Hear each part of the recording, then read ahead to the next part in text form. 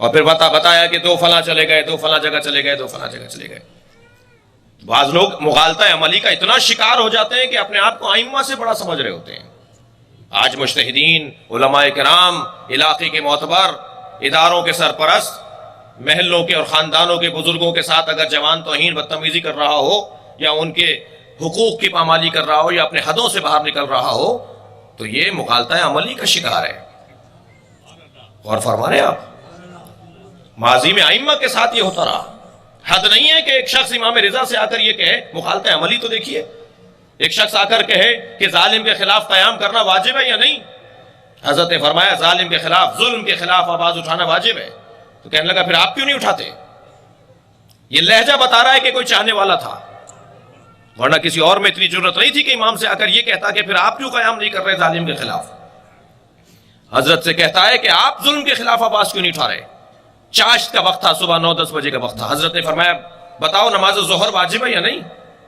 کہنے لگا نماز ظہر واجب ہے۔ حضرت نے فرمایا پڑھو۔ کہنے لگا وقت نہیں آیا۔ حضرت نے فرمایا یہی تمہارا جواب ہے، ظلم کے خلاف قیام واجب ہے مگر ابھی وقت نہیں آیا ہے۔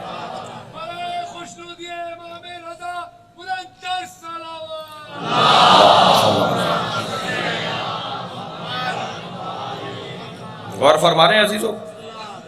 وہ آواز لگا رہے ہیں کہ ان کے چھٹے امام کہتے ہیں کہ جی دوزخ میں شیطان کو جلایا جائے گا، تو شیطان بھی آگ سے بنا ہے، دوزخ بھی آگ ہے، آگ پر کیا اثر کرے گی؟ بہلول گزر رہے تھے گلی میں سے، آواز ان کے کان میں آئی کہ یہ اعتراض کر رہے ہیں میرے امام پر۔ تو امام تک تو بات بعد میں جائے گی، بہلول ہی مسئلہ پہلے حل کر دیں گے۔ وہیں کھڑے ہو گئے، اور تقریبی ان کی سنتے ہیں۔ تو آگے بات بڑھائی، انہوں نے کہا کہ اور ان کی غلطیاں یہ ہیں کہ یہ کہتے ہیں کہ اللہ قیامت میں بھی نظر نہیں آئے گا، ہم قیامت میں اللہ کو دیکھیں گے۔ ایک بہت بڑا طبقہ ہے جو رویت پروردگار کا منتظر ہے قیامت میں۔ مجھے ان سے تھوڑی سی ہمدردی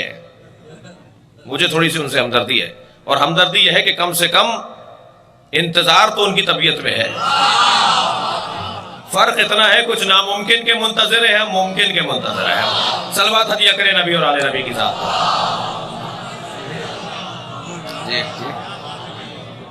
کہنے لگے قیامت میں بھی اللہ نظر نہیں آئے گا، تو یہ کون سا عقیدہ؟ وہ اللہ کو قیامت میں تو نظر آنا چاہیے۔ اور دوسرا شبہ یہ ڈالا، اور تیسرا شبہ یہ ڈالا گفتگو کرتے ہوئے کہ صاحب جو اختیار اللہ نے ہمیں دیا ہے وہ تام ہے، ہم مختار تام ہیں، جو کچھ کرتے ہیں وہ ہم اللہ کی مرضی سے کرتے ہیں۔ دوسرا نظریہ آیا کہ نہیں، جو کچھ کیا جاتا ہے وہ اللہ کی طرف سے کیا جاتا ہے، ہم کچھ نہیں کرتے۔ یہ بحث و مباحثہ اس محفل کا حصہ۔ بہلول نے جب یہ منظر دیکھا، ایک پتھر اٹھا کر ان صاحب کے سر پہ مار دیا۔ اب میں آپ سے تو یہ دعوت نہیں دوں گا، یہ کام بہلول ہی کا ہے۔ ایک مرتبہ بہلول دانا نے ان کے سر پہ جب پتھر مارا تو ان کا ماتھا کھل گیا۔ شکایت لے کے پہنچ گئے دربار ہارون رشید میں کہ بہلول نے ہمیں پتھر مار دیا۔ بہلول نے کہا صاحب میں نے پتھر اسی لیے مارا ہے کہ ان کی 3 باتیں تھیں، ان کا جواب دینا تھا۔ یہ کہہ رہے تھے کہ ہمیں اللہ قیامت میں نظر نہیں آئے گا، تو پھر فائدہ کیا جو نظر نہ آئے اسے مانیں کیوں؟ تو یہ دکھائیں درد ہے کہاں؟ درد ہے مگر نظر نہیں آ رہا، تو ضروری نہیں ہے کہ جو چیز ہو وہ نظر بھی آئے۔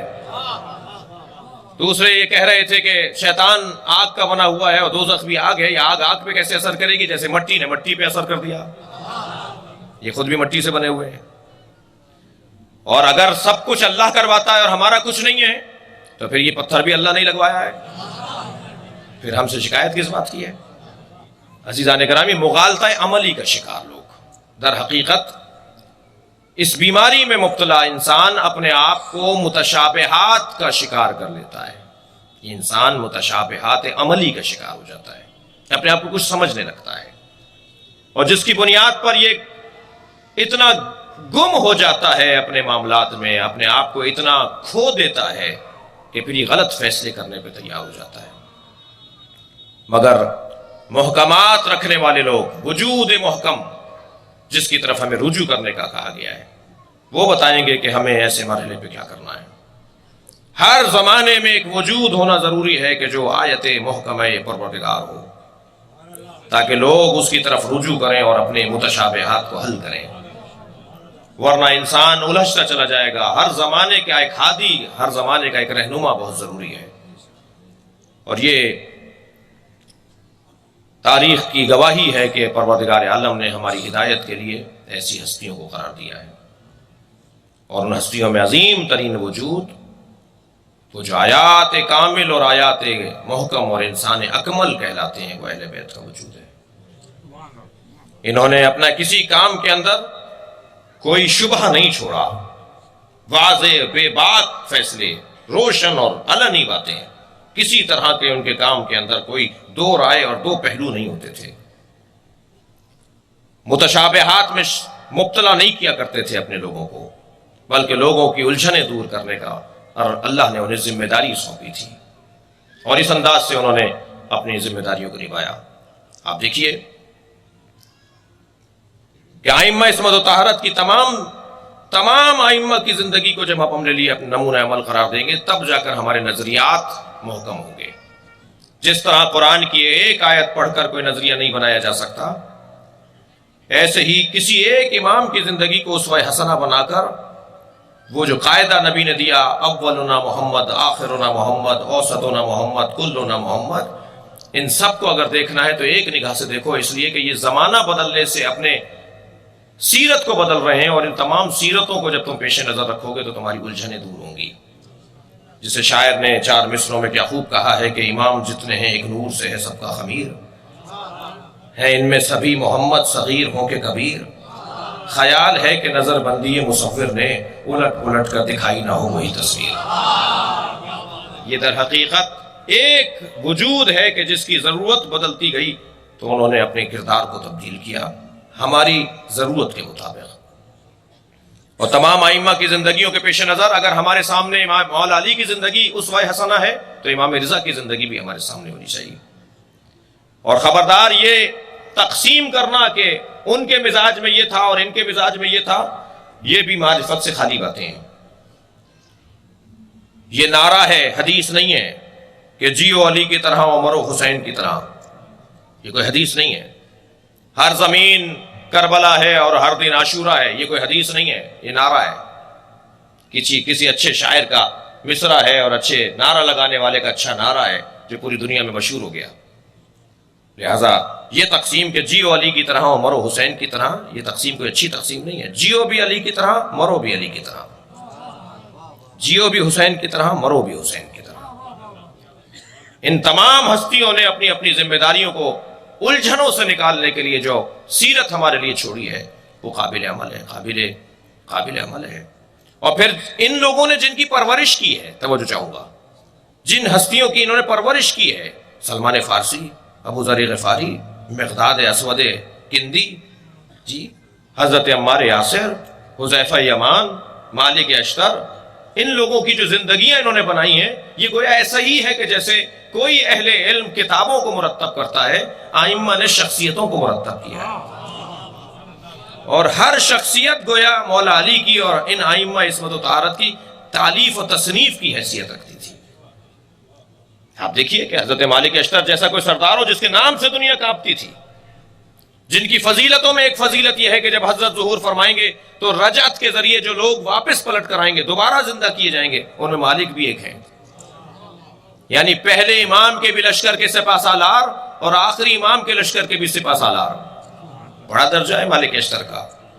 اور اس ہستی کو آپ اس کے مزاج کو دیکھیے، گزر رہے ہیں کہ ایک شخص نے مالک کے منہ پر اپنا لعاب پھینک دیا، اور اس وقت سپہ سالار لشکر علی ہیں کہ مالک اشتر کو جانا کہیں اور تھا، مگر انہوں نے اپنا رخ موڑ کر مسجد کی طرف چلے گئے، 2 رکعت نماز پڑھی اور ہاتھ اٹھا کر اس کے لیے دعا کرنے لگے، یا اللہ، یہ جانتا نہیں تھا کہ میں کون ہوں۔ اسی اسنا میں اسے بتا دیا گیا کہ تم نے کس کے جانب اپنا لعاب پھینکا ہے، تمہیں پتا ہے؟ کہ کون تھا؟ کہ یہ علی کے لشکر کا سپہ سالار، اس وقت چیف آف آرمی سٹاف ہے، علی کے لشکر کا سالار ہے، تم نے اس کے ساتھ یہ کیا ہے۔ ہاتھ پیر کانپنے لگے، کہاں گئے؟ ڈھونڈتے ڈھونڈتے پہنچے، کہ مالک مسجد کے اندر گئے، پیچھے بیٹھ گیا کر کہ مالک نماز سے فارغ ہوں تو مالک سے معافی مانگے۔ مڑ کر مالک نے دیکھا تو کہا مجھے معاف کر دیں، کہا مجھے مسجد میں آنا نہیں تھا، میں کہیں اور جا رہا تھا، میں تمہاری وجہ سے مسجد آیا ہوں، میں تمہارے لیے بخشش طلب کرنے کے لیے آیا ہوں۔ عزیزان گرامی، جو محکم لوگ ہیں، ایک بات اور بھی آپ کے ذہن عالی میں ہے کہ جو محکم لوگ ہوتے ہیں انہیں مجمع کا سہارا نہیں چاہیے ہوتا، انہیں جماعت اور لشکر کا سہارا نہیں چاہیے ہوتا. جو محکم لوگ ہوتے ہیں وہ اپنی ذات میں انجمن ہوتے ہیں، وہ اپنی ذات میں مکمل ہوتے ہیں، اور پھر اللہ ان کے لیے غیب سے مدد فراہم کرتا ہے. جس لب و لہجہ میں علی بات کر رہے ہیں، فرماتے ہیں لو اجتماعت العرب علی قتالی، اگر سارا عرب علی کو مارنے کے لیے جمع ہو جائے، لما ولیتو، میں پشت دکھا کر نہیں جاؤں گا. میں لشکر کی بنیاد پر، لشکر کی بنیاد پر، مجمع کی بنیاد پر لڑنے کے لیے میدان میں نہیں اترتا. یہ محکم انسانوں کی نشانیاں ہیں. یہ وہ سہارے نہیں ڈھونڈتے جو سہارے پھونکوں سے اڑ جاتے ہوں. یہ حقیقی سہاروں کو دیکھتے ہیں، جو حقیقی سہارا ہے وہ اللہ کا سہارا ہے.